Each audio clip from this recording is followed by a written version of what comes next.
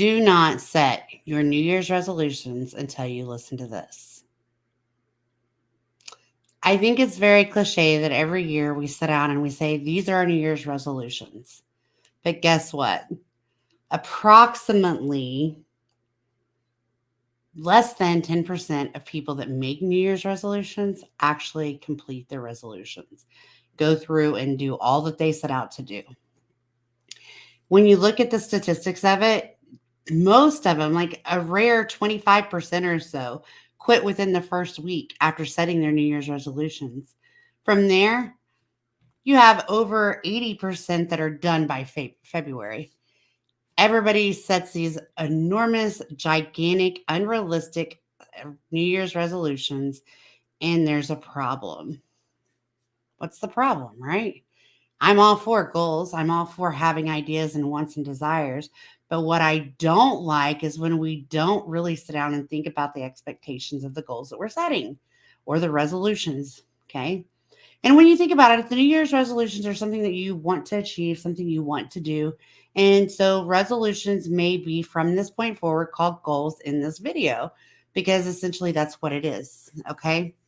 Um, Unrealistic expectations, struggling to plan your resolutions, um, not being able to adapt to anything that might happen to cause problems in your resolution. All of these set us up for failure. That is a problem. Why that's a problem? You may ask yourself why it truly is a problem, because here's why. When we do not set forth resolutions that are going to be met, what we do is set ourselves up for false hope. And when we do not have a resolution completed and it doesn't work out, it helps create low self esteem. Because you failed or because you didn't achieve, what's happened is now you feel bad about yourself. Now you look down upon yourself. Your self worth is low. And that's not okay. That's not okay.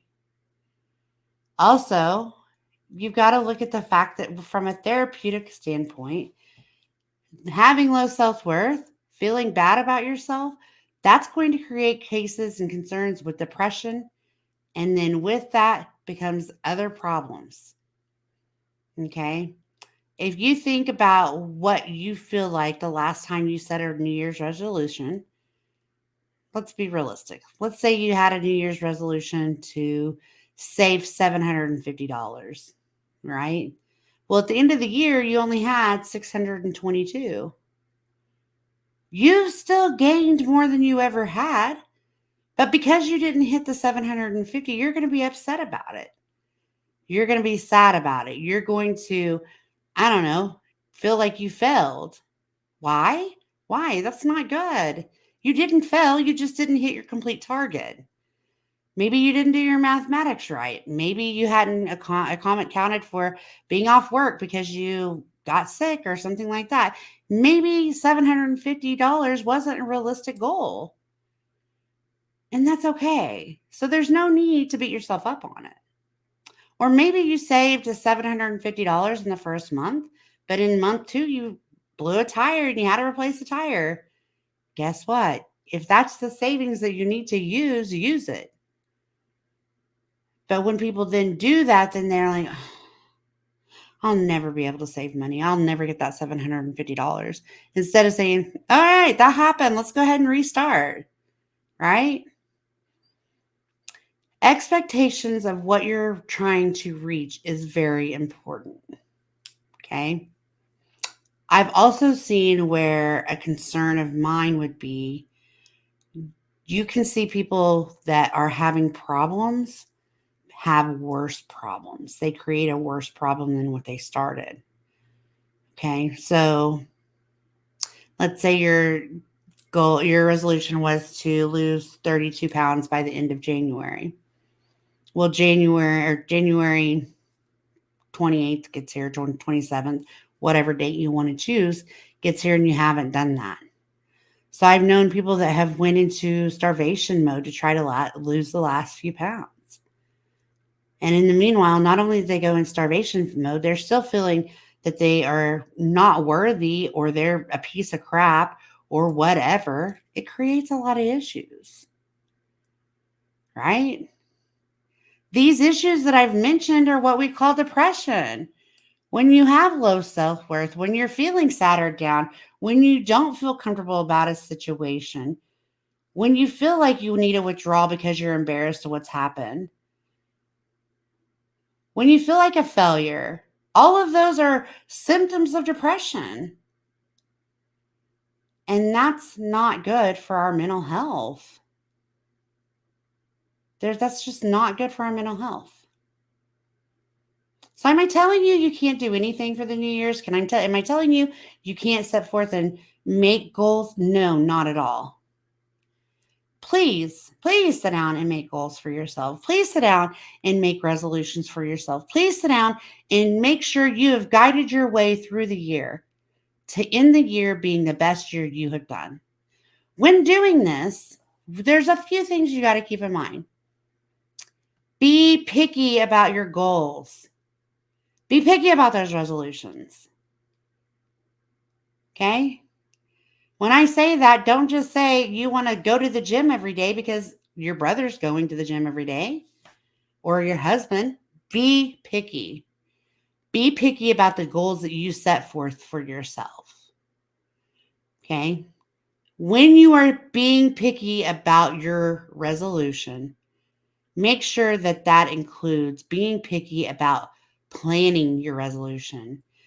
Find a way and make a roadmap for you to hit that resolution, for you to meet that goal, whether it be 2 months, 2 years, whatever. For the resolution for this point, you have to be very specific in your plan to execute your resolution. So your resolution may be buy a new car. But within that, you need to put in there, save $200 every paycheck for 6 months, period. Okay. Or just save $600 for a month, whatever you want to do. Be very specific as you can be for your specific resolution as needed. Okay. Don't do too much. If you're having 5 huge resolutions, you're probably going to overexert your thought process, your mind, your body, your spirit. Everything's going to be drained, and you are not going to be beneficial to society, especially to yourself. Because when you overdo, then you tend to feel drained and you can't enjoy the process. You can't make sure that you're hitting the little goals. You can't make sure that you're being able to take care of yourself appropriately. So don't take on too much. You have a couple goals or resolutions, great. If you have 15 resolutions or goals, go back through those things today because today's the last day and make sure they are specific. Make sure that you have been picky. Make sure you have thought about the resolution that you're putting down before you. Make sure that it is something that you can achieve or work as hard as you can to achieve. Okay. Also, find somebody that can help you be accountable for support. So, a big resolution every year for millions of Americans is losing weight. We all know this. That's always a thing for resolution. And that's great. There's nothing wrong with that. A lot of times, if we had an accountability partner, we could achieve those goals better. If you have a niece or a cousin, or you have a sister or a mother, you have somebody that wants to the same thing, and you both have been very picky about those goals, go for it. Get your accountability partner, enjoy it, and just do what you need to do on your part to hit that goal, to meet that goal. A lot of times, like I went to the mall yesterday morning to get my ring fixed, and there were so many people in there walking, it was unreal. But you know what? They were all talking amongst each other. And I'm sure that these people have kind of became accountability partners. They kind of motivate each other. They engage with each other. They enjoy each other. And they will do better doing that every day as long as they have somebody to do the same thing with them every day. Hell, I was like, man, I should just come here every day before work and walk because they had somebody to do that had the same goals and wanted to do the same thing. Does that make sense? The last thing is this: give yourself time. Give yourself time to make whatever you're wanting become a habit, whether it's saving money, losing weight, eating better, studying more, um, whatever it may be. Don't give up because you're not doing so great on week 3 of January. Keep going. Keep going. Do it until week 4 of freaking March, week 4 of then like April. Don't give up too soon. Don't give up on your goals or your resolutions too soon. There's just no healthy benefit from that. Again, what I've discussed here has given you guides on how you can prevent that burnout, that low self esteem, that anxiety from not being able to meet your goal, that depression from not meeting your goal, from feeling worthless. It's going to make it to where you're not going to be worsening habits because you've sat down and you've thoroughly thought through what we're going to do to make a new goal. I've talked to several people, and I'm going to just kind of throw this out here because I really, really like this. When we set New Year's or resolutions up, we have high expectations for ourselves generally.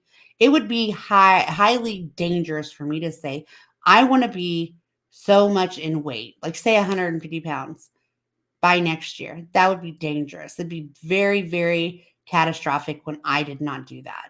Why? Because it's something that I said I wanted to do, and I'm not going to be 150 pounds by next year. It's not going to happen. And I'm okay with that. But what I can do is say that I'm going to continue to do for my body what needs to be done to be healthier every day. Right? And if I wanted to, I could break that down. I want to walk around the house, or I want to walk outside 1 mile a day, whatever I want to do to break it down a little bit more. And if I want to break that down more, I want to not only walk, but I want to work out 3 times a day. That's great.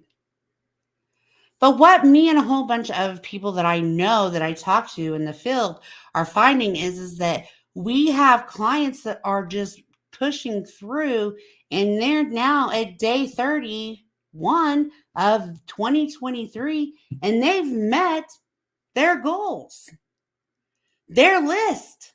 They didn't set out making big resolutions. They made a list on a piece of paper of priorities. They made a list on a piece of paper that had what they wanted with little bullets of other options or other things or what they needed to do.